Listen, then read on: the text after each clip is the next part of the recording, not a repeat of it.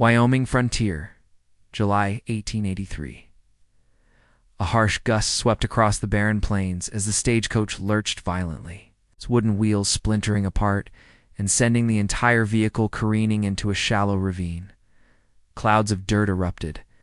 The horses shrieked in terror. Among the passengers, a young woman was thrown from her seat, crying out as she hit the ground hard on both knees. Muttering under her breath, Tessa Bellamy picked herself up, wiping grime from her traveling dress, breathing heavily. At 23, she possessed an unusual height for her gender, with a determined chin and chestnut hair pulled severely back against her head.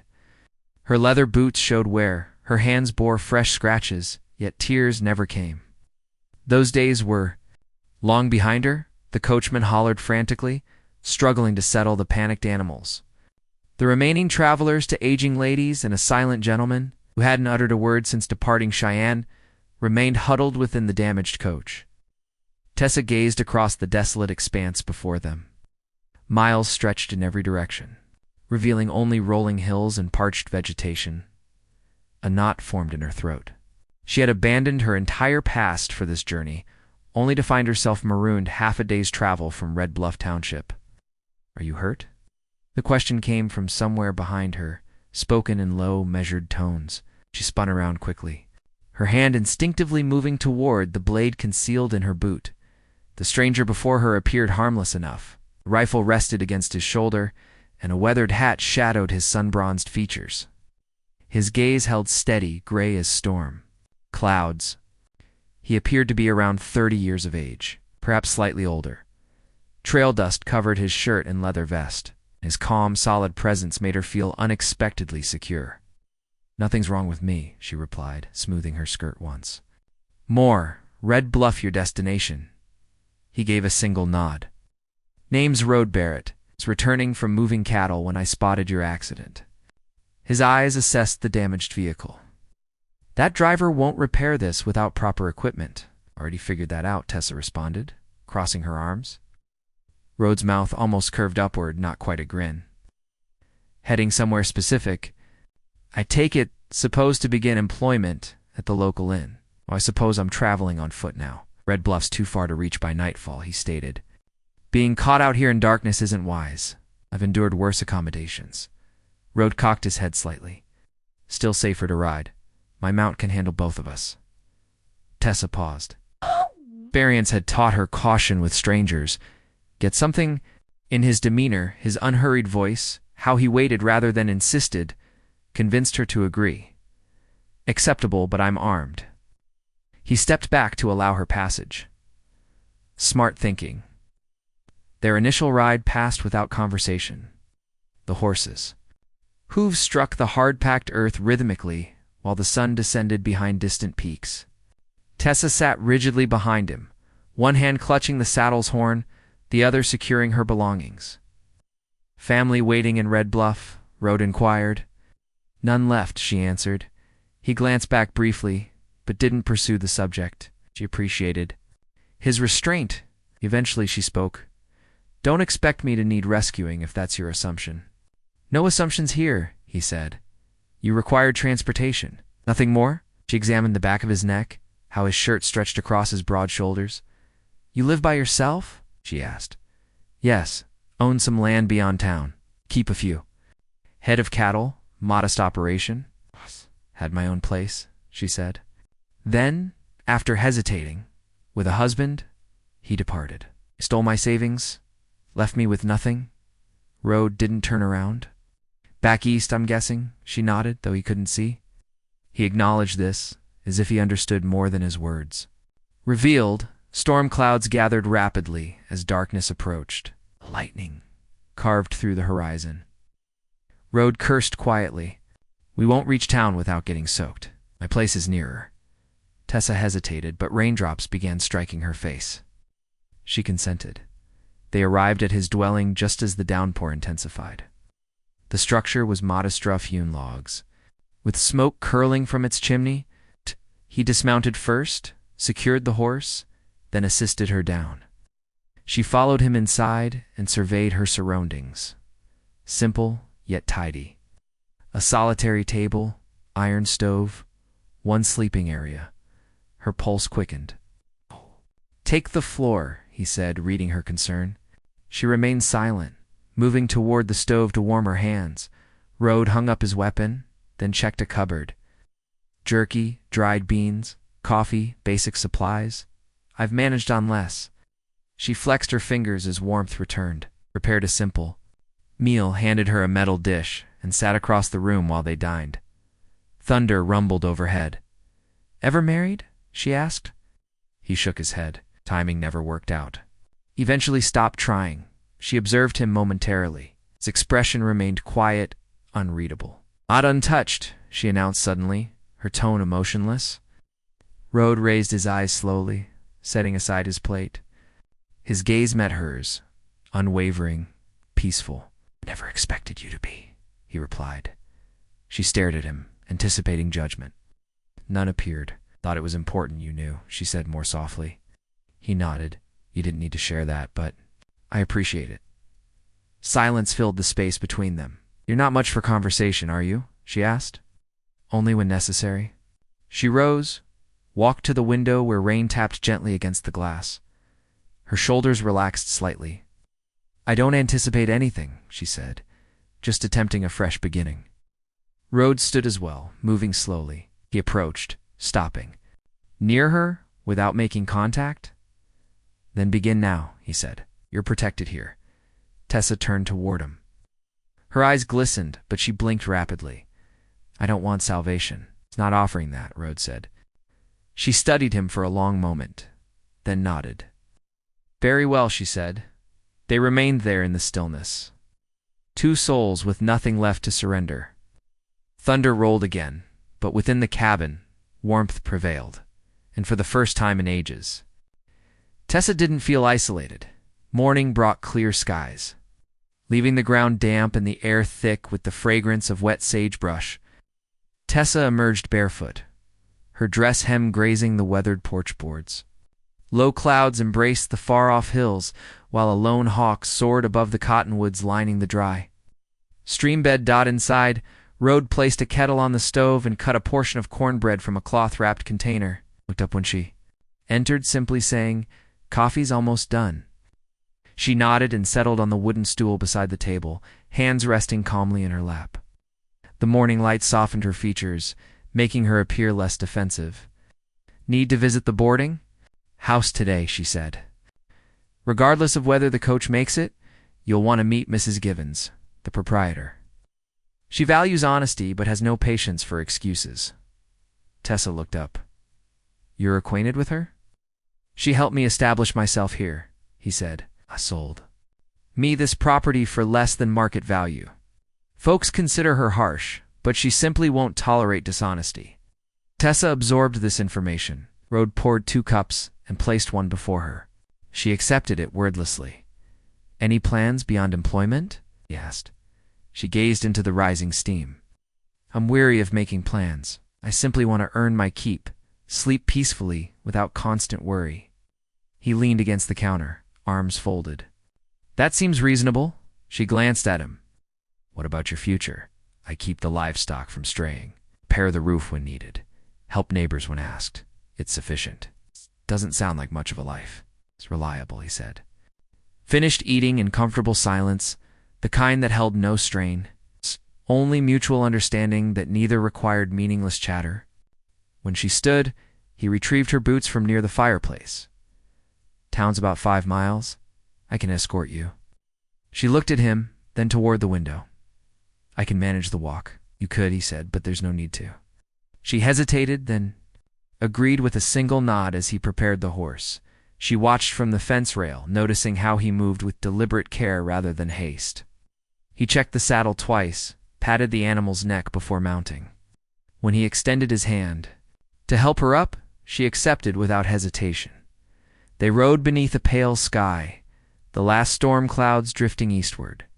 The prairie stretched endlessly, dotted with prickly pear cactus and occasional jackrabbits fleeing to safety. Tessa kept her eyes forward, though occasionally she'd steal glances at Rhodes' profile.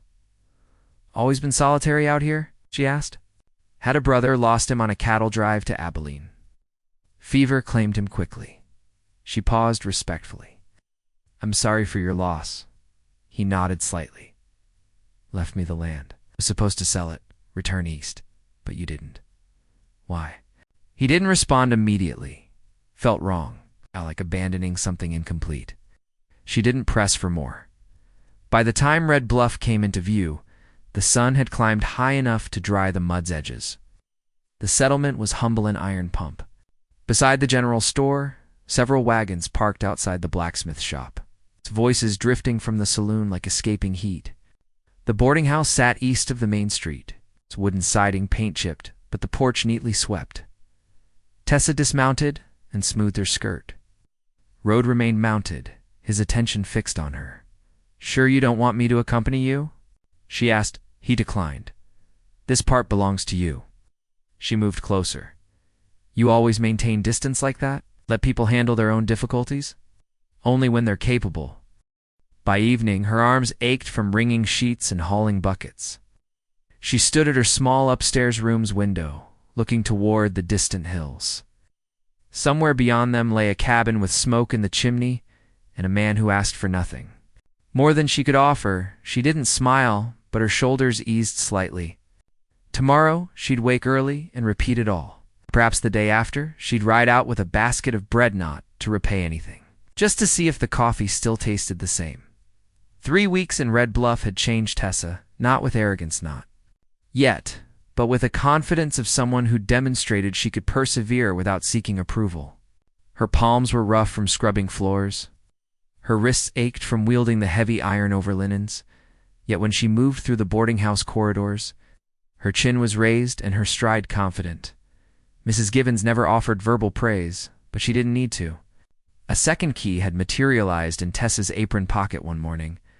Opening the pantry, Mrs. Givens kept private. That was sufficient confirmation that she'd secured her position. On her weekly afternoon off, Tessa walked westward. Not far, just beyond the cluster of cottonwoods where the creek ran shallow, toward the rising hills that opened into the first expanse of true wilderness. Sometimes she sat on a flat stone and watched clouds transform. Sometimes she simply walked until her legs felt free again. It was late August when she encountered him again. He was standing beside the water trough outside the cooper's workshop, hat pulled low, a coil of rope slung over one shoulder. He didn't notice her initially. She stood across the street, one hand on her market basket's handle, serving him like someone examining a memory for its accuracy. When he finally turned, he didn't smile, just tipped his hat and said, "You appear well. I'm employed," she said. "Agrees with me." He nodded once, then stepped aside as a freight wagon thundered past. She crossed when it cleared. "I went by your way last week," he said. "Didn't see you at the ridge." "I don't always go at the same hour. You've left a ribbon on the fence post." She blinked. "You noticed that?" "I assumed it was meant for me." "It wasn't," she said, then added, "Not initially." Rhodes set the rope coil down. "I had a young bull go lame. Been up nights caring for it." "You always discuss animals first." Right. He considered this. "They're simpler to understand." Tessa's mouth curved not into a smile, but something approaching one. "You came to town for provisions?" "No," he said. "I came to ask if you'd walk with me." She didn't move immediately. "I'm not seeking rescue. I'm not offering one." They walked behind the smithy where the noise faded and the air carried scents of dry grass and sun-warmed earth. A rail fence extended along the pasture behind the livery stable. Tessa leaned against it, arms crossed. "I used to believe starting over meant acting as if nothing had ever affected me," she said, as if I could simply emerge unblemished. "You don't think that now?" "No." She studied the sky. "Now I think it means bearing it with more grace." He remained quiet for a moment. "I don't need you to be pristine." She turned to him. "I need to understand something, all right? You take my hand. I'm not merely companionship. I'm not something to fill empty hours." He moved closer. "You're not." She searched his face. "I've been touched by men who didn't truly see me, who left impressions that weren't bruises but lingered longer. I see you," he said. She didn't avert her gaze. "Said something at your cabin about my past." "I said it like a warning." He nodded. I don't regret speaking it, she continued. But I don't want it to be your only memory of me. It isn't, he said. His voice was low, steady. I remember how you stood in the doorway. When the storm came, like you'd carried tempests inside you longer than that one lasted. Her breath caught slightly. I remember you didn't pull away when I offered my hand, he continued. You looked me straight in the eye and made your own decision. She looked down, then back up. You're not frightened by what I've been. No, he said. I'm only thinking about what we might become. She reached out then, deliberate and slow, and took his hand. He held it not as something breakable, but as something genuine. They remained that way until the sun sank low, and the whistle from the final freight train echoed across the valley. Want to come out with me tomorrow? He asked. Fence needs repair. It's patient work, but the scenery's fine.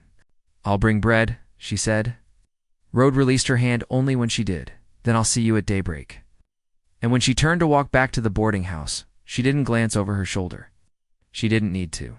The sun hadn't yet crested the ridge when Tessa stepped from the boarding house porch, though a wrapped bundle of bread cradled in one arm, her shawl pulled close against the morning cold. The earth remained cool beneath her boots, moisture clinging to the grass tips like tiny glass pearls. Beyond the feed store, she spotted him waiting beside his horse. One boot propped on the rail, reins held loosely in his grasp. Rhoda didn't. Wavy didn't need to. She approached, and he took the bundle from her without comment. Securing it in his saddlebag, as if it were precious cargo, she mounted behind him. Her fingers settling gently against his waist, and they departed before. The town had fully awakened.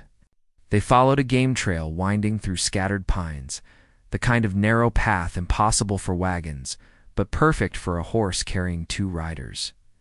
A meadow opened beyond the trees, and Rhoda slowed the animal to a leisurely pace, allowing it to graze along the edge while he dismounted and unrolled a length of fresh wire from his pack. Fence line extends east from here, he said, indicating where a post had collapsed halfway.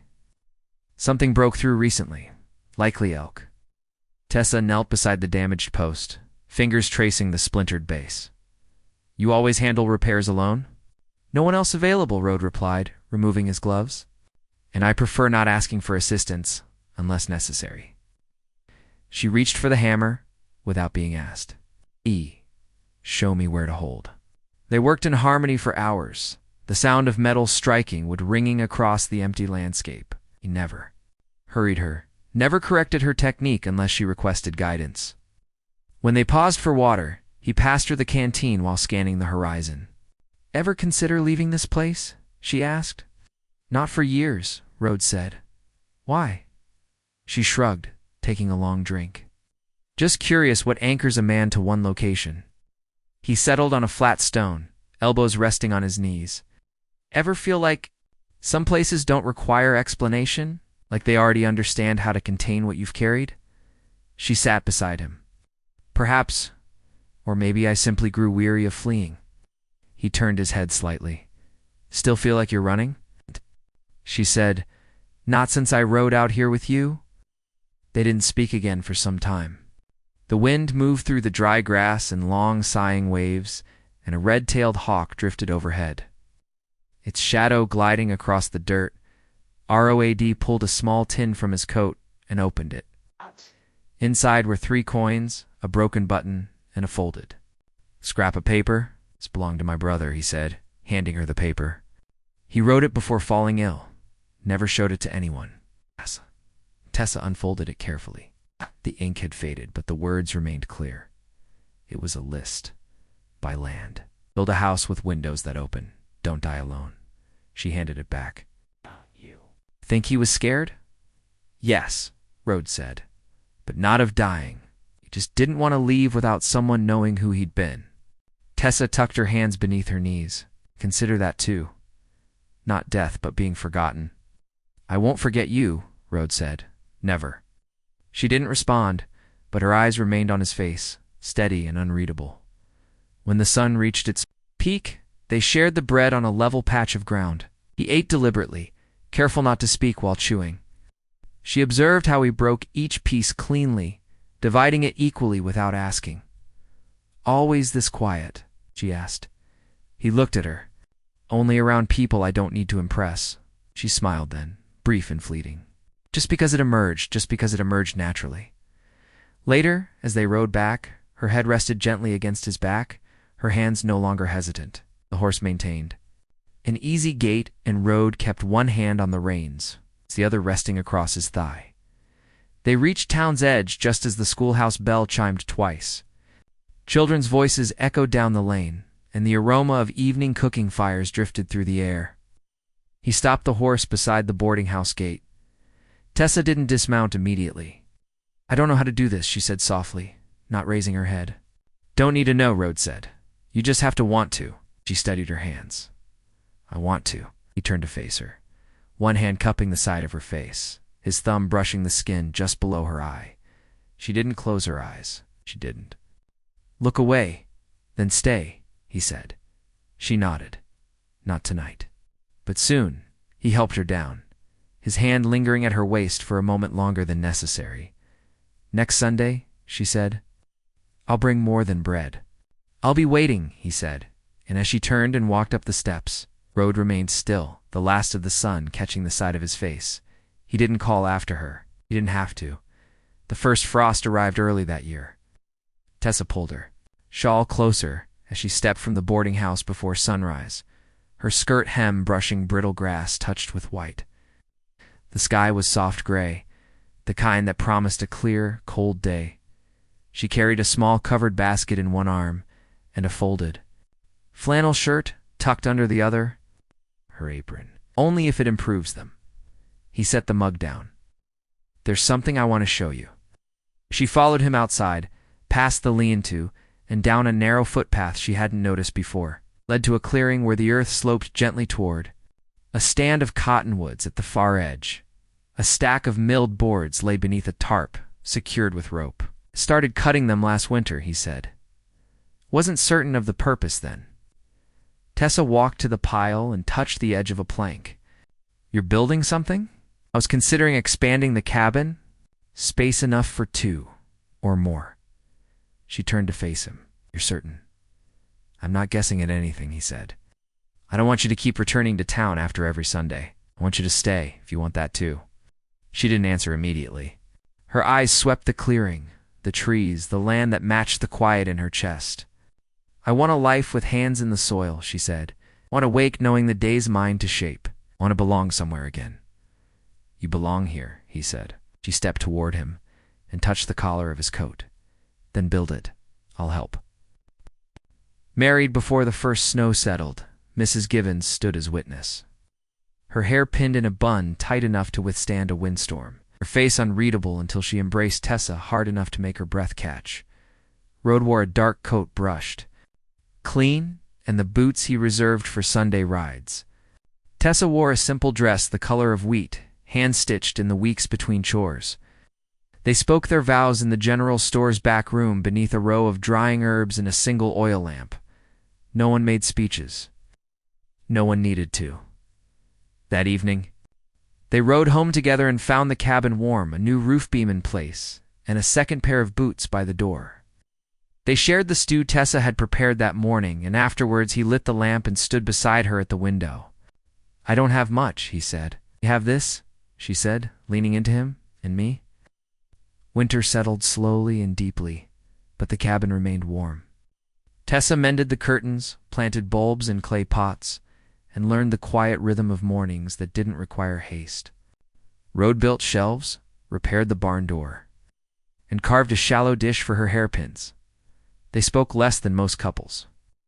But everything that needed saying was expressed in the way he placed her boots by the fire, or how she left his coffee warming without being asked. One night near February's end, she woke to find him watching her, his hand resting gently on her hip. "There's a new calf out there," he whispered. "Born just after midnight," she smiled. "In the darkness? Then spring's approaching. I think it is." The snow melted by March, and the creek ran full again. They walked its edge one afternoon, her hand in his, the sound of water steady and sure. She paused at the bend and looked out over the open land. "Do you ever wonder what your brother would think of all this?" Rode didn't speak for a while, and he'd say, "I found what he wanted." Tessa turned to him, "And what do you say?" "I say I wouldn't trade it for anything in the world." Years passed, the cabin grew, so did the garden. A child came. Then another, a boy with his father's quiet eyes, and a girl who asked questions no one could answer fast enough. The days were full of scraped knees, sunburned shoulders, the kind of laughter that came easy when there was nothing to prove. Mrs. Givens passed on one summer, and the boarding house changed hands, but Tessa never returned to live there. She visited sometimes, always with something from the garden. The room she once occupied was rented to a new girl, one fresh off the stage from Kansas City with dirt under her fingernails and a guarded look that Tessa recognized. She didn't offer advice, just left a bundle of oatcakes on the windowsill road. Taught the boy how to mend a fence and the girl how to read a trail. Tessa taught them both how to braid rope and how to keep the sourdough alive. In the evenings, when the children slept and the fire burned low, she and Rode sat by the hearth, their hands intertwined, not for comfort but because they'd built something worth holding on to. Nothing was ever simple, but everything they possessed, they'd created with their own hands. And in every quiet morning, in every full breath drawn beside the person who had seen them whole and never looked away, there was peace earned and lasting,